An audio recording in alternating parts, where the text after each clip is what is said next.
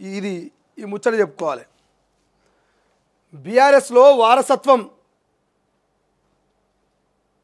కూతురు అల్లుడి పెత్తనం ఏంటి, తండ్రి వారసత్వం నాకే, ఎవరి దారి వారు చూస్తున్నారు పర్వాలేదు, ఫుల్ క్లారిటీ ఇచ్చిన కేటీఆర్. ఇక అవమానాలపై కవిత 5 పేజీల లేఖనంట. ప్రత్యామ్నాయాలు వెతుకుతుంటున్న హరీష్.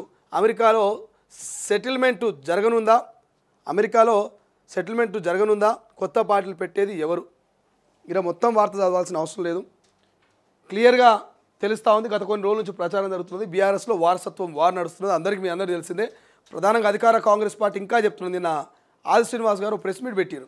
ఆడ విలేకరుల ప్రశ్నకు ఆయన చెప్తున్నాడు, ఇది వాస్తవమేనా, గతంలో YS Rajasekhara Reddy period Chandrababu Naidu period అనుకుంటా, నాకు కూడా కరెక్ట్ నేను వినలేదు అది.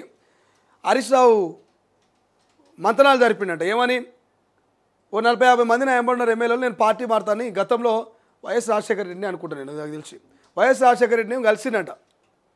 సో గతంలో హరీష్ రావు పార్టీ మారదాం అనుకున్నాడు, ఇప్పుడు మారిన ఆశ్చర్యపోవాల్సిన అవసరం లేదు. ఎందుకంటే మన వరంగల్ సభలో హరీష్ రావు ఫోటోలు కనబడతలేవు, హరీష్ రావు ప్రయారిటీ కనబడతలేదు. మరి హరీష్ రావు కొత్త పార్టీ పెట్టిన ఆశ్చర్యపోవాల్సిన అవసరం లేదు, కాంగ్రెస్లోకో బీజేపీలోకి పోయిన ఆశ్చర్యపోవాల్సిన అవసరం లేదని కొంత సోషల్ మీడియాలో ప్రచారం జరుగుతున్నది. మరి దానికి నిజమాబద్ధం అంటే నిజమే అనేటువంటి వార్తలు కూడా కనిపిస్తున్నాయి.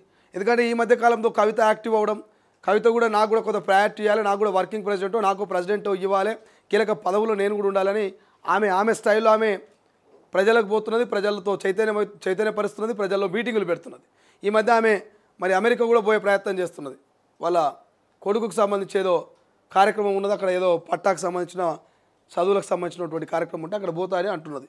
సో ఇక్కడ ఏం రాశారు, అమెరికాలో సెటిల్మెంట్ జరుగుతుందా, అమెరికా కవిత పోతే అక్కడ పోయి మాట్లాడుకొని మరి ఎవరు కాబోయే బీఆర్ఎస్ పార్టీ అధ్యక్షుడు వారసులు ఎవరు, కేటీఆర్, హరీష్ రావా లేకపోతే కవితనా, ఎవరు డిసైడ్ అనేది మరి అమెరికాలో చేస్తారా అనేటువంటి వార్త రాశారు.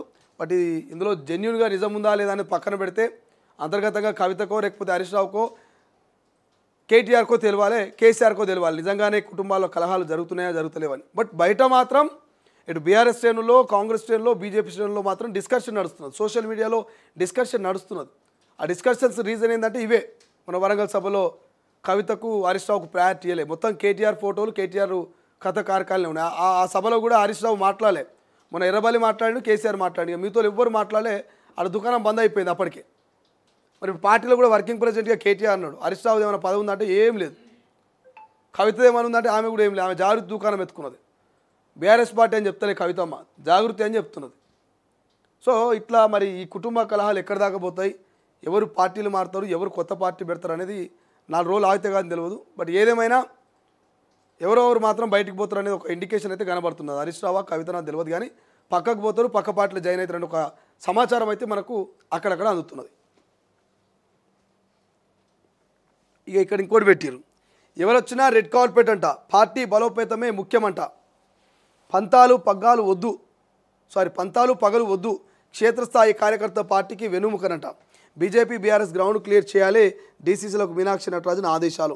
త్వరలో స్థానిక సంస్థల ఎన్నికలు, 10 ఏళ్ల పవర్ కోసం చేరికలు తప్పనిసరి అంటున్న సీనియర్లు. కాంగ్రెస్ పార్టీని మరింత బలోపేతం చేయాల్సిన అవసరం ఉందని ఏఐసీసీ రాష్ట్ర వ్యవహారాల ఇన్ఛార్జ్ మీనాక్షి నటరాజన్ సూచించారు. పార్టీ బలోపేతం కోసం గ్రౌండ్ లెవెల్లో కొన్ని నిర్ణయాలు తీసుకోవాల్సిందేనంటూ ఆమె ఇటీవల పార్టీలోకి కీలకంగా నాయకులకు వివరించారు. పంతాలు పగల కంటే పార్టీ జనాన్ని సమర్థవంతంగా మోసే కార్యకర్తలను ప్రయారిటీ ఇవ్వాలని నొక్కి చెప్పారు.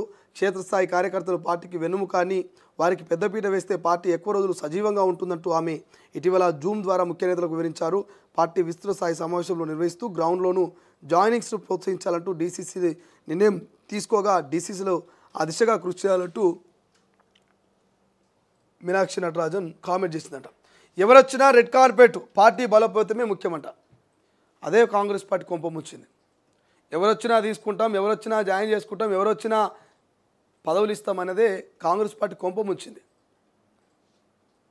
అధికారంలోకి రాగానే 10-12 మంది బీఆర్ఎస్ నేతలు వచ్చి ఇప్పుడు పాపం కొన్ని నియోజకవర్గాల్లో లొల్లులు పంచాలు.